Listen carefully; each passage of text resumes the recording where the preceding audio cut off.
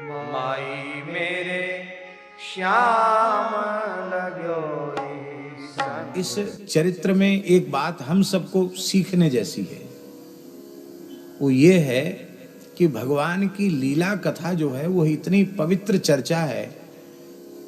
देखो, हम निर्विकार सुखदेव जी नहीं हो सकते, ये तो बिल्कुल पक्की बात है, क्योंकि हम कलिमल ग्रसित मलिन हृदय के कलयुगी प्राणी हैं।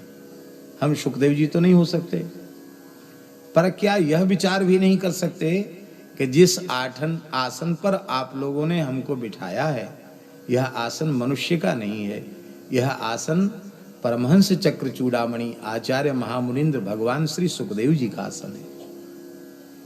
इतना भी हम विचार रखें तो इस आसन की पवित्रता बनी रहेगी।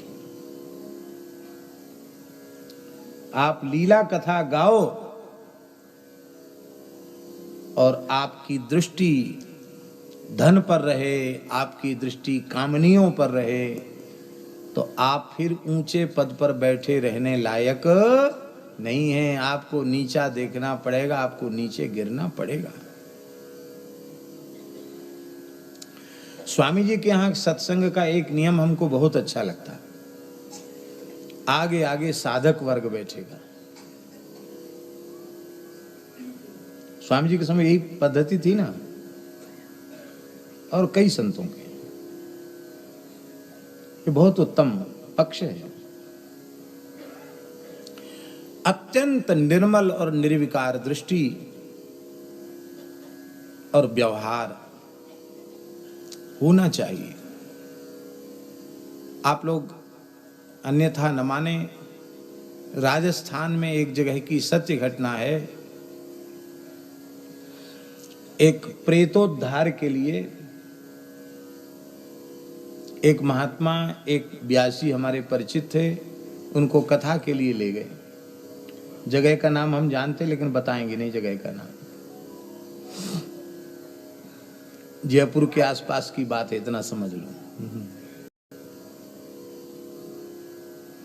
और जिस जीवात्मा के उद्धार के लिए कथा कहने भागवत जी की व्यास जी को ले गए थे, वहां उस जीवात्मा ने ही व्यास पीठ से व्यास जी को उठा के दूर फेंक दिया। कथा कहते कहते व्यास जी दिखाई कोई नहीं पड़ रहा, महाराज जी उठाओ, पटक दिया जोर से।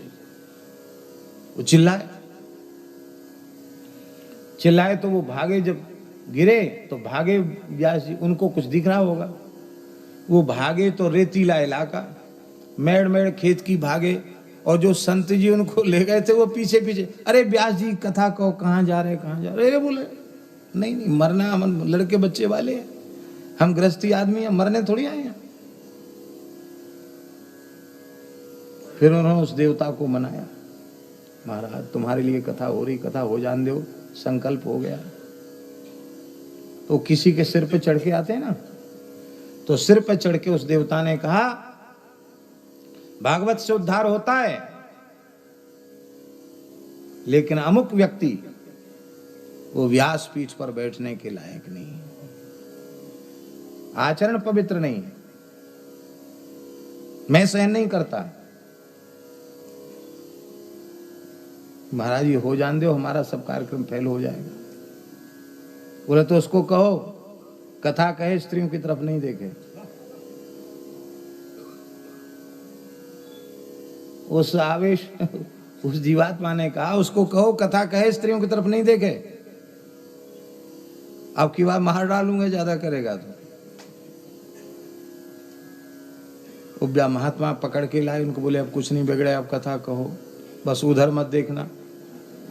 अरे बोले महाराज हम तो पोथी की तरफ ही देखेंगे, किसी की तरफ नहीं देखेंगे, रोग आके 7 दिन पूरे कर देंगे।